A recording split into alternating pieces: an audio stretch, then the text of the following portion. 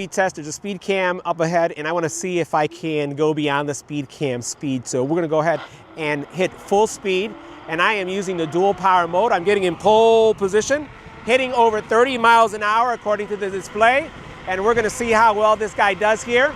We're well over 30. I'm going to slow down because I can feel the speed here, and the camera is basically saying I'm going too fast. That means I was going fast. That was super fast. Oh my God.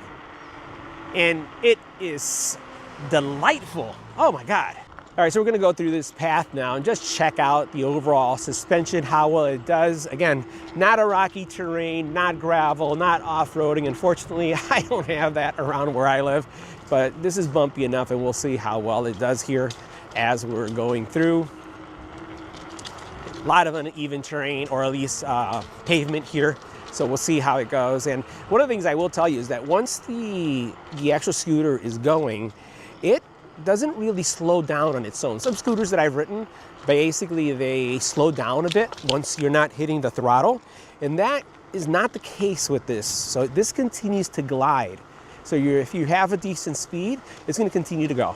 Now, while the suspension is pretty awesome on this scooter, one of the things I will say also that I like about it is that I don't hear a lot of noise. I don't hear rattle, which is something that you really will enjoy with this scooter, because I don't want to hear anything from a scooter. I just want to hear, what's around me. I want to be able to enjoy the scene.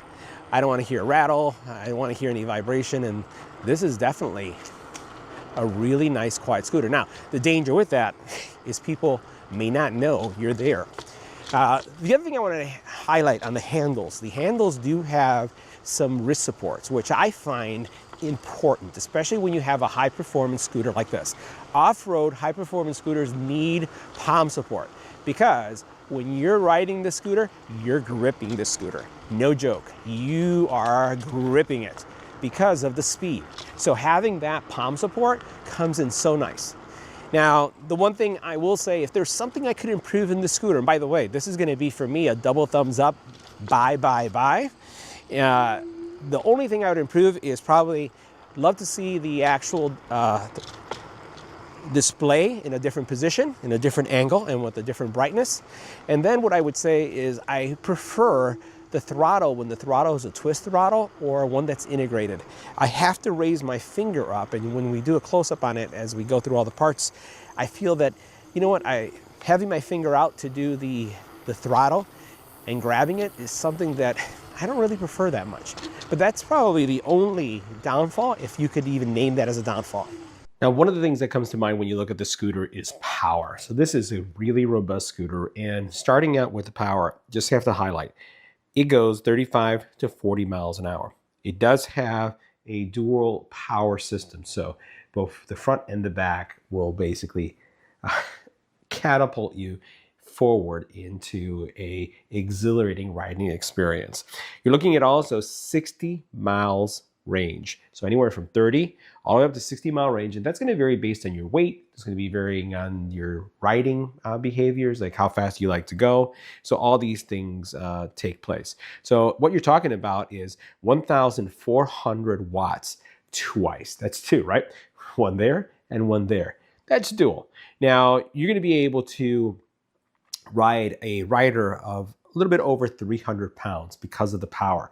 You'll notice that it does have a front and rear suspension fork system. It does have a shock as well in the back, and it makes it a delight to ride. This thing really eats up the road. You don't really feel any kind of bumps. The suspension is pretty awesome as well. Now, the tires themselves are 10-inch tires. They're high, I would say, durable tires, the type of tires that you can use off terrain. You have a nice front and rear fender, and it's also worry-free material. You have that hook in the back that's going to allow you to fold your scooter, but then it also allows you to lift it. This guy is heavy, and it does come with two charging, I would say, bricks, because it has two charging ports that accelerate charging because the battery is so big, and it requires, if you want to charge it fast enough, you'll want to use both. You'll notice that I do have some lights here, and we're going to go ahead and move around a little bit, but it does have some lights there. that basically when you turn on the front light, you do get the side markers as well. Now in the back, when you hit the brake, you're going to see that it does have turning signals too. Front and rear disc brakes, right? And if we were to pull back over here for a second, you can see one of the disc brake systems there and the other there, and the brakes are super responsive. You'll notice at the front right there, where you actually adjust actually the position of the steering column, really locks in really firmly. And that's because when you pull out with the scooter, you actually feel it, like the tires peel, especially if you have those two motors engaged. If you have them engaged, it's going to peel out, Tesla-like, like pushing you back to your seat. So this support mechanism that you have there is really welcome, because you're going to be holding on to these handles and it's going to give you like a woohoo moment. Now to get this scooter going, or at least to fold it, you'll have to reduce or unscrew partly. You're not going to remove them all the way out.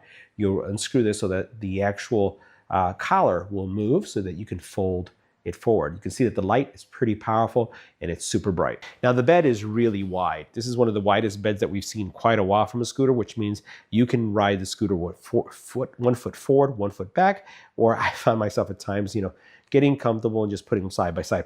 Heavily recommend. And now the bed is one of the widest ones that I've seen in quite some time, and you can see how wide this is, which means, while you would want to ride this scooter with 1 foot in front of the other, the fact that the scooter has such a wide bed, it's really easy to accommodate your feet side by side. Also, what you'll notice is that there is a grip material there, so that is kind of almost like a skateboard material that's going to keep your feet in place. Kickstand is pretty easy to use. It's not in the back like some scooters, it's more towards the middle, and that's to support the weight, because there's a lot of weight in that battery. Now the scooter does have a turning system, so what I'll do is do this so you can see how it turns on. It has a right and left turning marker, which again is if you're going super fast or you're driving at any speed and you want someone to know that you're turning left or right, it's easy for them to see it as well. Now one thing that you'll see here is that you do have a real nice cable management system. Your cables come in, they tuck away. You don't see cables anywhere else except on the bottom. They come out again. You do have a nice responsive braking system, left and right brakes, front and back actually. You have an on and off switch for your lights. It does have your turning signals here, right? And then what you have is a horn. You also then have, again, something talking about the voltage and how much is being processed at the time. And let's take a look at the other side where we're going to see the actual power enablement of the dual or single motor. Now the handles themselves have palm rest, which is really important, especially since you're going to be holding on, right? So when this scooter goes, you want to hold on. It has an eco mode. It also has dual motor mode, and then it has 3 different power settings or gears. So you have 1, 2, and 3 that you'd be able to go through. Let me go ahead and show you that right now. So as you see here, this is gear 3, gear 1, 2, and 3. And once again, really good display giving you some information. The one thing I did notice is that when I'm driving outside in direct sunlight, the angle of the display, it's hard to see stuff. So you're going to want to tilt this based on your height so that you can see it. I do wish that maybe this was in the center. You'll notice that this is kind of like a trigger throttle, not a turn throttle. I prefer the turn, but this also works. It just means that you're going to have your position of riding is going to be like this, right? When you ride this. And then here you see the brake. So I typically do one of these things, but what I would recommend is you do this, right? So when you're riding it, you hit the throttle. When you're done, you do this. The reason why is you notice right here also that there's several modes that you can have this scooter. This scooter, at least the one that I received by default, is set to immediate start. So if this is set to on and you hit this trigger throttle, the scooter's gonna go. There's no kick to start. You need to be careful because it goes fast.